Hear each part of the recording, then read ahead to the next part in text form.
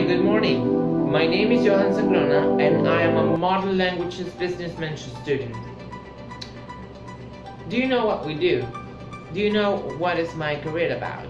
Well, basically my career is a full program that prepares us to make functions as managers.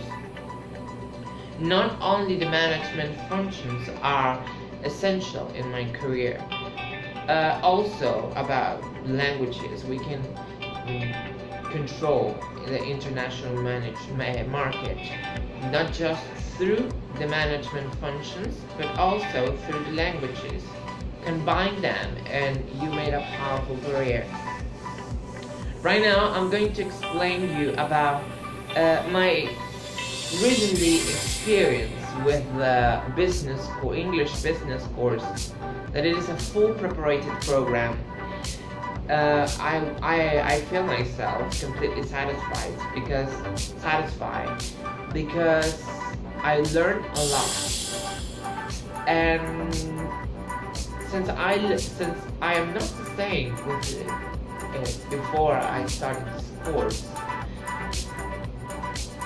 and I hope you like it. I hope you enjoy this information that I'm going to share with you in order to become you into more effectively and globalized professionals. Hello! Hi guys! Well, in this section I'm going to give you a golden nugget in order to you to improve your professional performance. The first one is that it is said that the purpose of education is not necessarily to learn things, but to unlearn things. All over that. Informational and constitutive view. The informational model establishes the classic process of communication. We have senders and receivers, messages that go through a channel, and it is basically the transmission of information.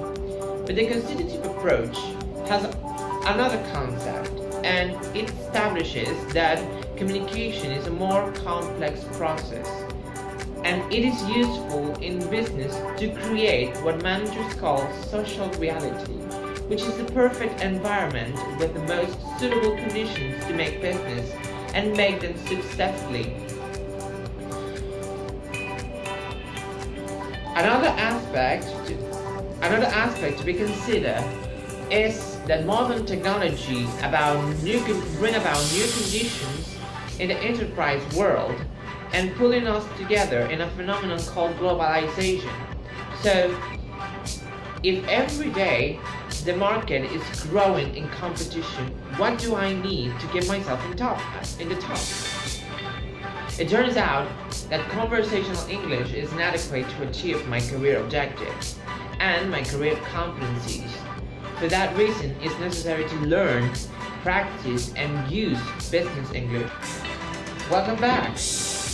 Here is your second golden nugget. Did you know that 3 out of 4 English speakers are non-native? Awesome, right? The English Business Course. The English Business course is a full preparatory program designed to the management environment, and it's very productive in order to improve your performance and image as a professional. The course begins explaining the basic of all concepts. What is business? Business is profitably identifying, anticipating, and satisfying market needs. Within business, there is an aspect that we call business management. It is a process through we, as managers, can achieve our career objectives or our business objectives. The business management is known to possess 2 main characteristics. The first one, it is an ongoing process. It starts over and over again. It never ends. The second characteristic is that it has 4 major functions that managers need to develop in order to make a good job or perform a good job. These functions are planning, organizing, leading, and controlling.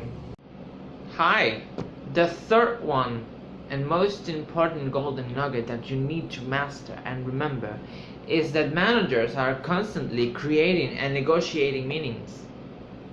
Now let's talk about management functions. The first management function is planning. Planning is about setting the course of action based on the mission and vision of the company. Statements, of course. The planning function has branches, 3 branches. The first one is called strategic planning. Strategic planning is a long-term projects. Our long-term projects, usually more than 5 years, 5 years or more, and it requires a large of investments, and the top of management is involved in this project. The second one is tactical planning. Tactical planning is a little bit shorter, like a middle term. Usually it's a time frame, usually to 2 to 3 years, and it requires less resources than strategic planning. The third one and the last one is operational planning, which is related to the day-to-day activities. The second management function is organizing. Organizing is based on the resource and task allocation process. I give you a task, for example, I give you a task, and I also give you the resources to fulfill that task. It is important to remember that resources could be of any nature: financial, equipment, supplies, human resources, and so on. In this organizing process, we also have a branch that is called staffing, and it is the process of finding the perfect people, of the right people to perform the right job. The third one is leading. Leading is when this is called the intangible section of management. This is when you correct wrongdoing and create a shared vision. You use your persuading power in order to make them do what you want to do, to make your employees do what you want to do. Of course, you take into consideration their ideas, but at the end of the day, it's your decision as manager. The fourth one is controlling. In controlling, we check the whole process, we take corrective actions, and we start over again, because like I said before, it is an ongoing process. Now I'm going to give you another topic. You might wondering what is really a professional competency. Well, here is your fourth golden nugget. It is a professional competency is a combination of knowledge, skills, attitude, behavior, and values. Manager's competencies. Manager competency number 1 is to progressively acquire native-like English proficiency, and the key step I'll give you is to master phrasal verbs. Manager competency number 2, to relearn key concepts from different functional areas, and the key step is to learn business English vocabulary. Competency number 3 is to improve public speaking skills, and the key step I'll give you is to practice project your ideas through your voice to big volumes of audiences. Competency number 4, to sharpen sound business judgment. Well, the key step I give you in this case is to acquire decision-making power. Competency number 5, to challenge critical thinking. The key step I would like to give you is to be capable of analyze and evaluate situations from different points of view. And competency number 6, to expand quantitative skills and data sufficiency. It means the key step I give you is master the language of numbers, statistics, projections, etc. Well, there is your final golden nugget, and I would like to advise you as a golden nugget that if you don't improve your skills and knowledge, you can kiss your dreams goodbye. In this part of my presentation, I would like to talk to you about the case method. The case method is a tool that the English business program uses in order to teach you or to put in practice what you have learned. In this case, we used the case method of Aldi. Aldi is a company located in the United Kingdom, and it is the top enterprise in the retailing grocery market. But why is that? It's because Aldi uses three methods or three important elements that makes them successful or a successful company. The first one is they use private branding. When a company uses private branding, it allows them to make a lot of cost reductions because you as a company are able to control many variables.